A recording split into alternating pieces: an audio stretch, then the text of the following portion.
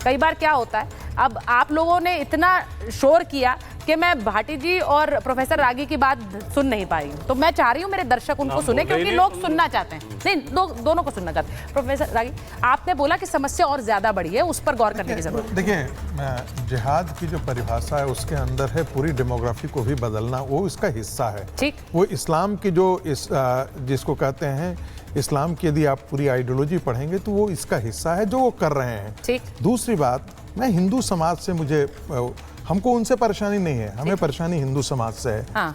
हिंदू समाज के लिए गांधी जी ने एक चीज कहा था, average Muslim is a bully and average Hindu is a coward.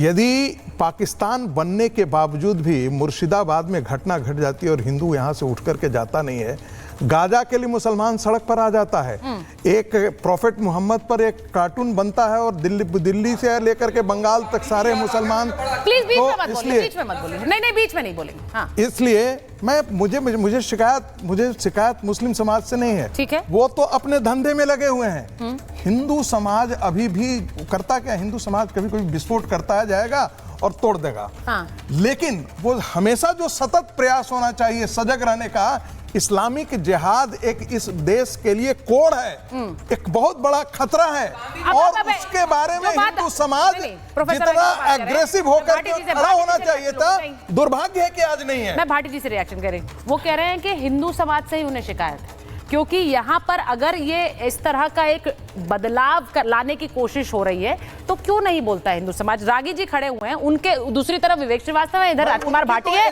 लेकिन आपका एजेंडा है, वो कह रहे हैं एजेंडा है, पूरी दुनिया आपका एजेंडा है। हिंदू समाज से इन्हें दिक्कत इसलिए है कि हिंदू समाज को भेड़ बकरियों की तरह बाड़े में बंद करके उन्हें उनका शोषण करना चाहते हैं। ये कभी हिंदू समाज में सुधार की आवाज सुनते ही नहीं है। हिंदू समाज में जो बुराइयां हैं उनके खिलाफ किसी को बोलने नहीं देते।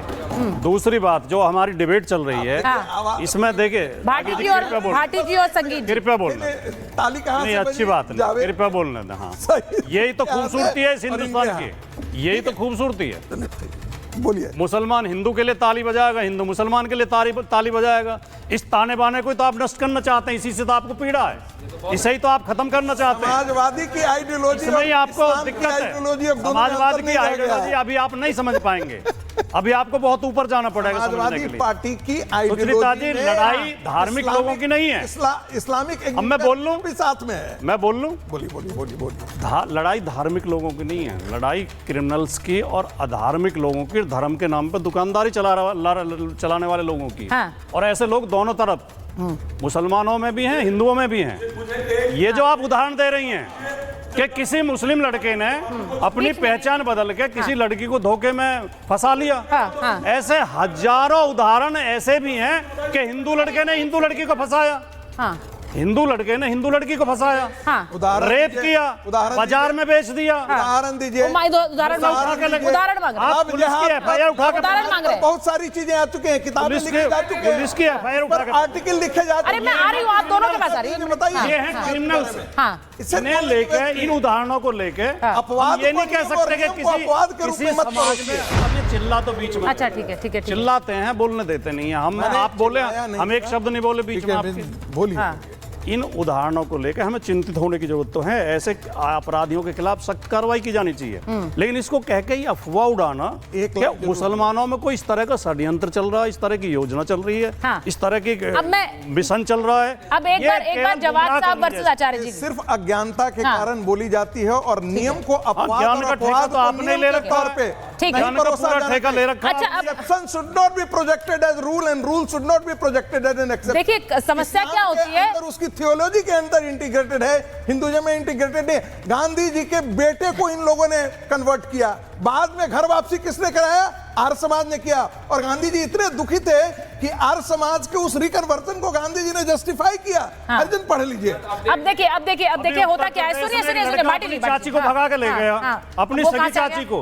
हिंदू ही है, मुसलमान तो नहीं है। नहीं तो भाई अरे भाई ऐसी नहीं भाई, अब ऐसी तो हर घटना है, हर ये कोई बात हुई बाटी जी, ऐसी घटनाएं तो हर जगह हो जाती है। को लेके ये नहीं ऐसी घटनाएं तो हर जगह हो जाती है, वो कन्वर्जन की बात करते हैं। अब एक मिनट में आचार्य जी वर्सेस जवाद जी, आचार्य जी वर्सेस जवाद जी लीजिए। मैं पहले आचार्य जी को आचार्य जी पहले तो मैं एक बात कहना चाहूंगा कि यहाँ जिस प्रकार से चाहे वो सपा पार्टी के प्रवक्ता हो और चाहे वो विवेक श्रीवास्तव जी हो, ठीक है, जिस प्रकार छांगुर को डिफेंड कर रहे हैं, जिस प्रकार धर्म परिवर्तन कर रहे हैं, ना मैंने बोला ना उन्होंने, सुनिए तो भी कहीं आपका दोस्त निकला, इन्हीं का दोस्त निकला। की तो शक्ति अच्छा ठीक है अच्छा भाटी जी बोला, अच्छा ठीक है, बोला तब मत भाटी जी किसने डिफेंड करा? जब बीच में बोलूंगा तो अरे नहीं, किसने करा? अच्छा एक सेकंड हमने नहीं करा। अच्छा जवाद साहब रुकिए भाई, आप लोग भाई आप क्यों मुझे मजबूर करते हैं भाई?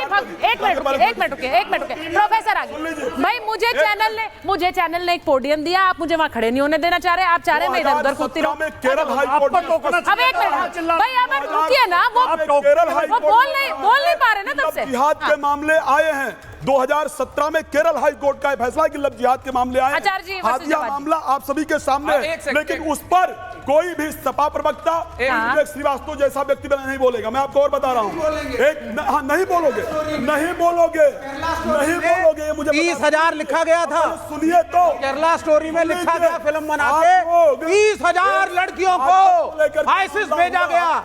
जब क्लैरिफिकेशन सम्मानित कर रहे थे। अरे अब एक काम तो कर लो, दलित बेटियों का सौदा कर लिया छांगुर ने, उन दलित के परिवारों को बुलाकर पूछ तो लो कम से कम, लेकिन वो नहीं हो पाएगा आप लोगों को, वो नहीं होगा, हिंदुओं को बांटने का।